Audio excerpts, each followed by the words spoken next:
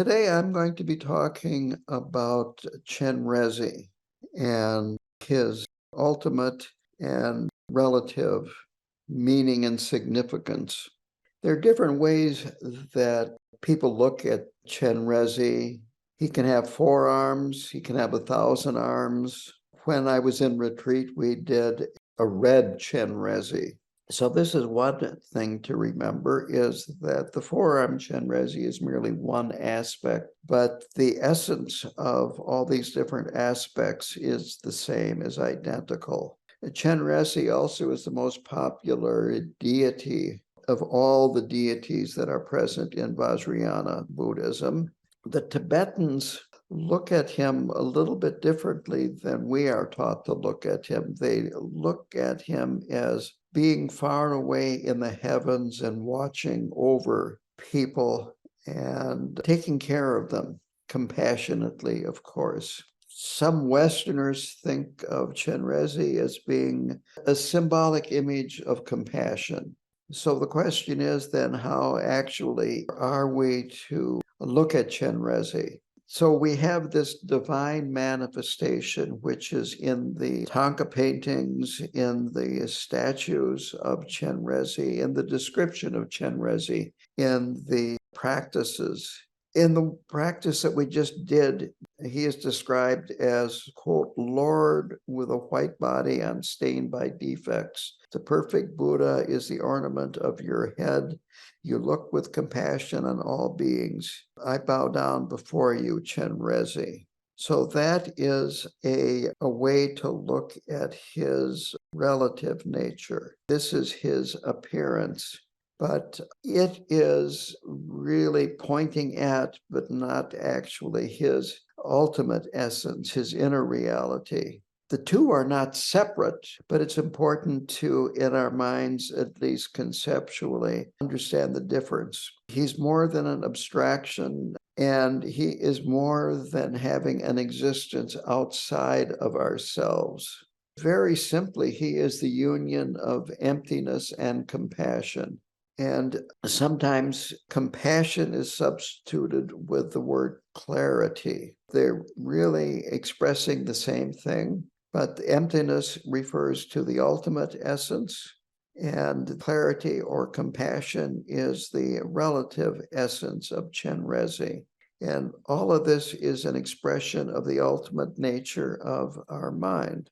To tie this in with bodhicitta, which has 2 different aspects. There's relative bodhicitta, and this corresponds to compassion or clarity. And there is absolute bodhicitta, which is corresponding to emptiness. To hopefully clarify things rather than confuse things, there are different words that are used to express these 2 ideas.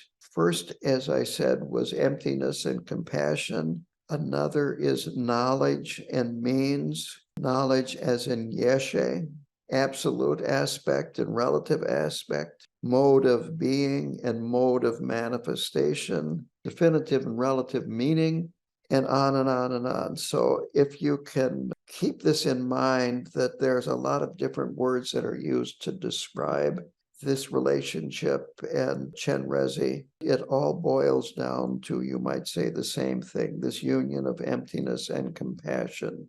So his awakened nature is our awakened nature. It is Buddha nature. It is the potential to become a fully enlightened Buddha. And this love and compassion that he embodies is primordially present in all of us. It is present in even the lowest of the animals. It is present in human beings that can behave very degraded and in very harmful ways.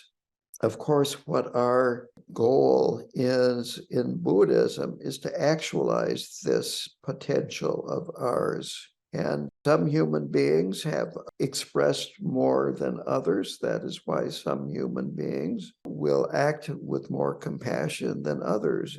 It is the nature of karma and the nature of confusion, the nature of samsara. Now, the fundamental problem why we haven't actualized this is that we have gotten involved in duality. We've taken that which is not a self to be a self, and that which is not other to be an other. And then we get involved in preferences and partiality. We pick and choose. I like this person. I don't like that person. This particular experience is pleasant and I'd like more of that. And that experience is unpleasant and I want to get away from that. And in doing so, we just cloud our experience of this Buddha nature. So it's important to remember that this is really the whole basis of the problem. This duality sometimes is called the cognitive obscuration.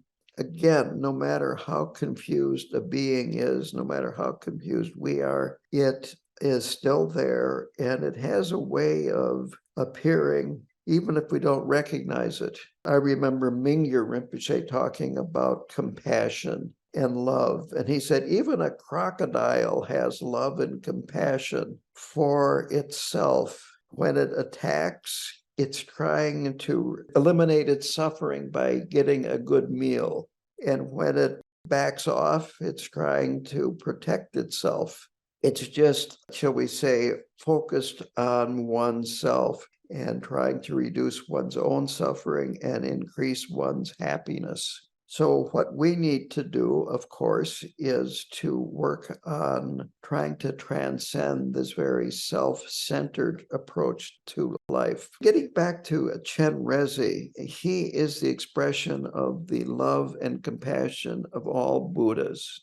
This is an important point to make, that this Buddha nature that we have is not separate from all other beings on an ultimate sense, but from a relative sense, it appears that way. Taisita Rinpoche explained it this way. He was asked the question, is it one mind or is it many minds, separate minds? And Taisita Rinpoche said, well, if it was one mind, when the Buddha was enlightened, all beings would have been enlightened. And obviously that isn't the case. But is it then many minds or two minds? And his answer to that was, it's not two, which goes back to this idea of the ultimate being beyond conception, beyond words, beyond being defined. So Chenrezig is not separate from all the Buddhas and Bodhisattvas, and he expresses their love and compassion. And he is not two, he is not different from them, but he is not the same as. This is our ultimate nature too. Chenrezig's name expresses who he is. Chen means I, and Rei means continuity. It has this sense of continuity. And Zik means to look. So you could define Chenrezig as one who continually looks upon all beings with the eye of compassion. Now, the foundation of our practice is the relationship between Chenrezig as the potential of compassion in our minds and Chenrezig appearing as a divine form. So the way this works is this body of Chenrezig that we visualize, that we see in Thangka paintings and so forth, it transmits the power of compassion that's present in the minds of all the Buddhas. It transmits this power to sentient beings. The second point is that our own minds are endowed with this potential for love and compassion. And because of interdependence, the first transmitting this power causes us confused sentient beings to respond and eventually reveal our ultimate nature. And when that happens fully and completely, we become Chenrezig. In a way, you could say that all that has happened is our ultimate nature has been revealed to us. It is not that we have gotten something that we were missing. This is my own example and might be wrong. I don't know. I've never talked with a Tibetan about this, but in the West, we know a lot about chemistry. And I was thinking about a catalyst, a chemical that does not actually change in a chemical reaction, but it speeds up the process of the chemical reaction. And perhaps we could look at Chenrezig as an external divine being, as being this catalyst that helps us reveal our own Chenrezig potential. So if we did not have this potential, we really could not have this change occurring, that the deity would remain external and the appearance, no matter how much we visualized the appearance and meditated on it and so forth, nothing would happen. So there's a theistic view that is not present in Buddhism, that perhaps some practitioners might embrace, but it is that you are missing a quality and that you have to go to an external being that can then grant you that power or that quality. And that is not the case here. This is theistic, and Buddhism is a non-theistic spiritual path or religion. So what we're trying to do is awaken our ultimate nature, and at that point, there is no difference between ourselves and the deity. Our mind has become a Buddha, has become Chenrezig. In fact, refuge vows are explained this way. When we start on the path, we take refuge in the Buddha as an example and as a teacher. We take refuge in the teachings and the Sangha as our guides and companions as we travel the path. But when you reach fruition, you no longer take refuge in the teachings or the Sangha, because now you are the Buddha and you can't take refuge in these.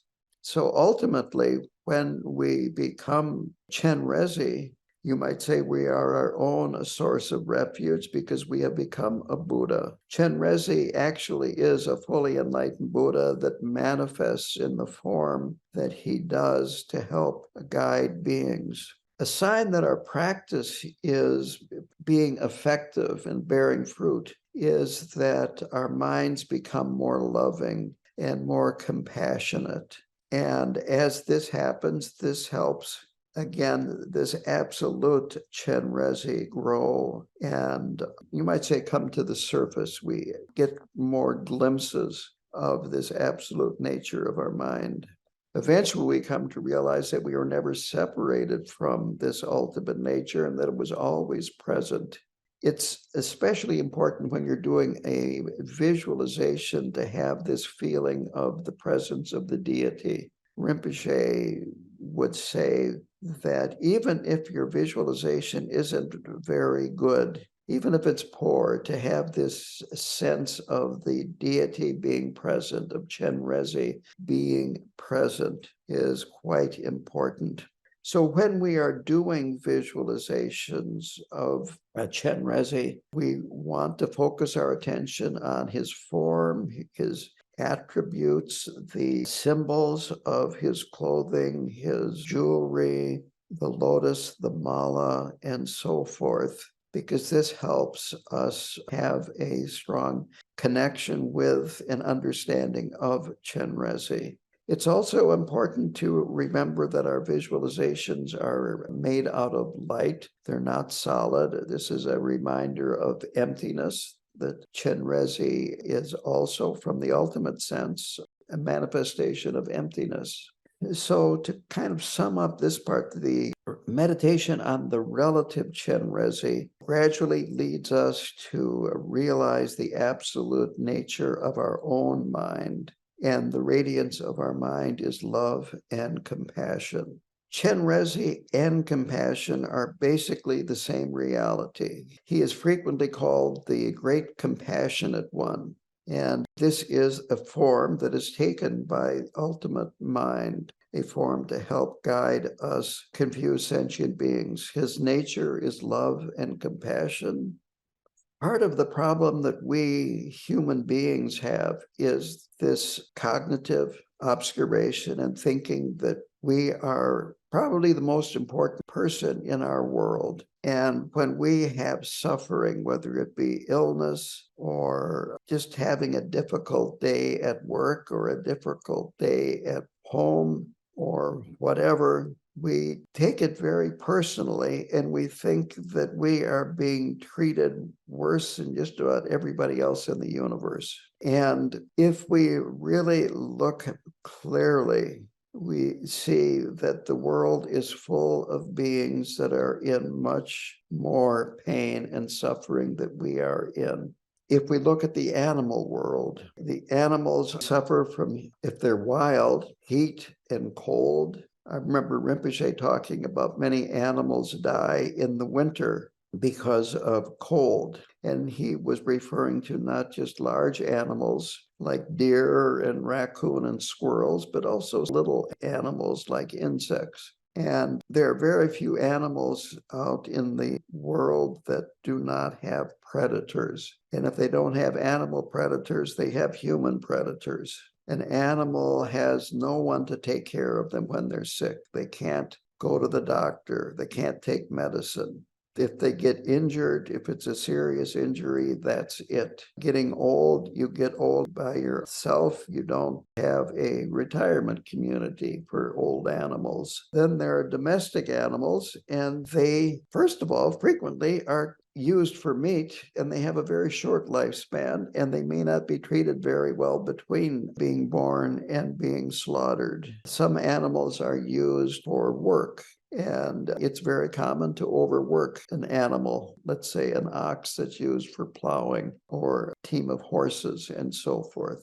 And even if the animal is used for work, when they get old or injured or sick, it might mean now it's time for them to be used for meat. It's that way in the dairy industry. If you're not producing enough milk, you're dead. It's a pretty tough world out there for being an animal. At my house, I think this is very common. You get insects that come in, and they don't know how to get out. They might not even try to get out, but they can't live in the house and they die. So the human world is much better than the animal world. And if you look at the human world, just read the newspaper of all the suffering of human beings in the world. This fire in Maui, a lot of people died. A lot of people were seriously injured, traumatized, and so forth. I got to be thinking about Hawaii. I've never been to the island of Maui, but I have spent as much as 9 months over a number of visits in the island of Hawaii, the Big Island. And it helps me relate to what these poor people must have experienced.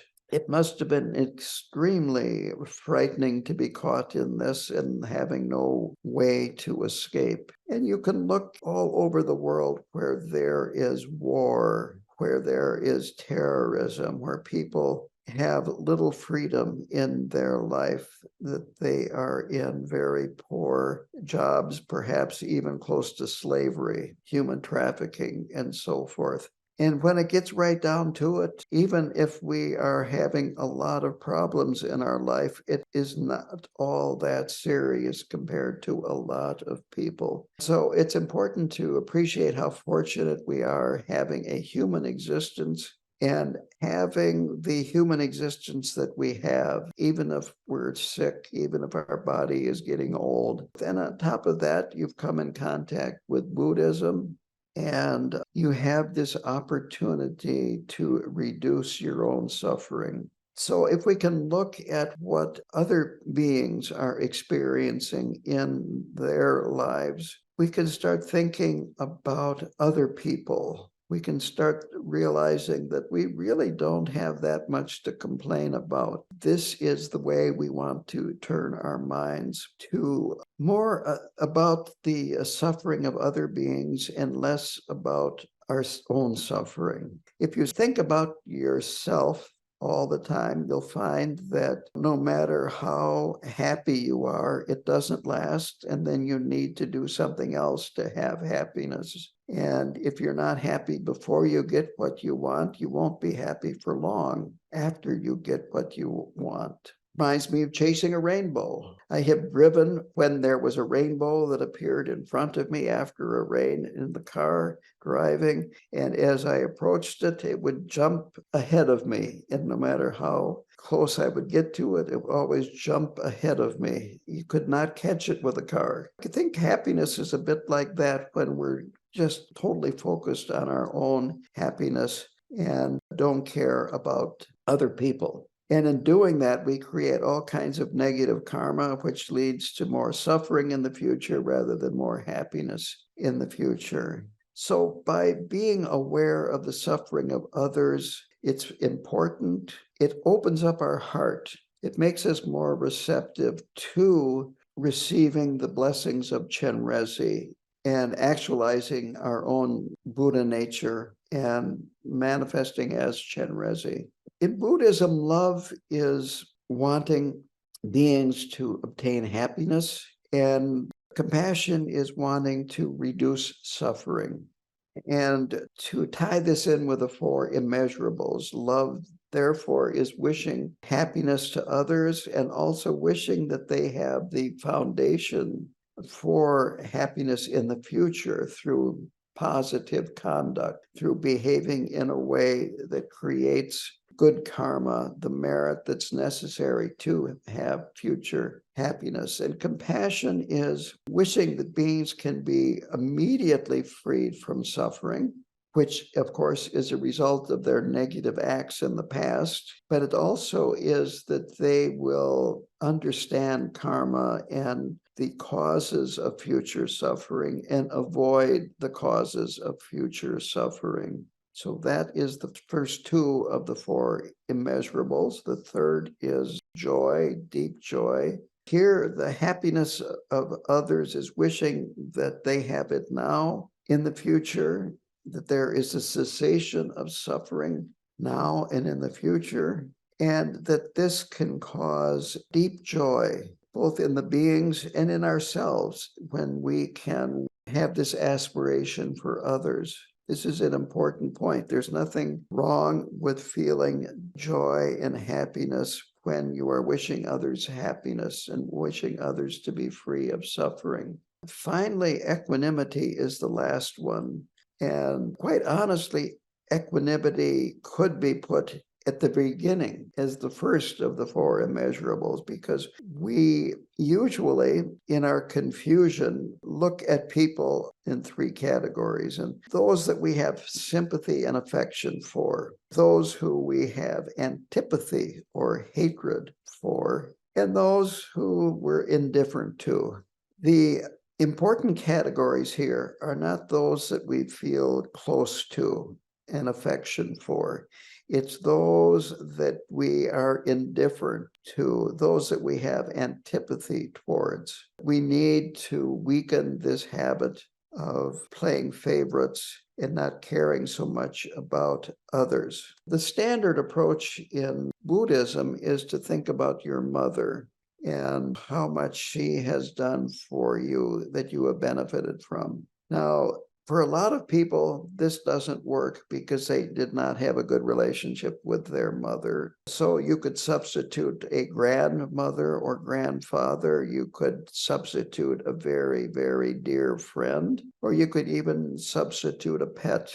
But think of a being that you really have deep, warm feelings for. And you start with compassion at that place. Myself, I worked with my grandmother as an object of love and an object of compassion, wanting her to be happy, wanting her to be free of suffering. Again, even working with a pet is a good starting point. We don't stop there. We gradually try to broaden these warm feelings that we have for a mother, a grandmother, a pet, a friend, to a larger and larger group of people. And eventually we work towards including all beings, even ones that are very difficult, that behave in very negative ways and cause a lot of suffering to those around them and those in the world. If we can let these four attitudes penetrate our mind,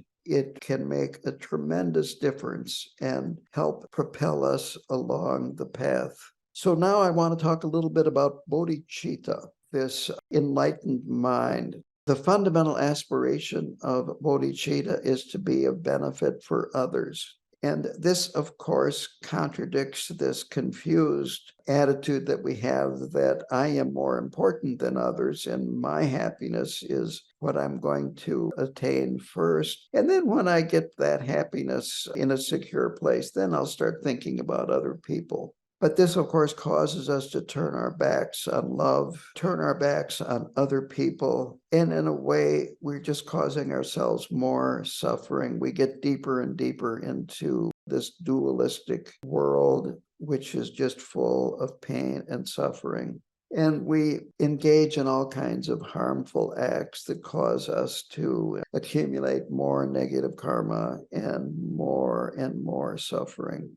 When we meditate on these four immeasurables, we realize that they dwell within us, that they are there naturally, and that we can develop these and continue to develop these and be mindful and paying attention to where our mind is, what our motivation is, and that we can create the foundations of our own happiness in the future. It empowers us. We begin to see that we're not helpless, we're not hopeless, and that we can be of great benefit to others and ourselves. They talk about the two benefits, benefiting oneself and benefiting others. So it's important that we exert ourselves when we are developing bodhicitta, this enlightened mind. Aspiration prayers are important. Wishing that you could be more help in the future when you see a suffering in another being, as opposed to, oh, there is so many problems in the world, so much suffering. Whatever I do is such a drop of water in a vast ocean. This is more than I can handle, and then you don't do anything. Being discouraged is a big problem, and this is again why aspiration prayers are good.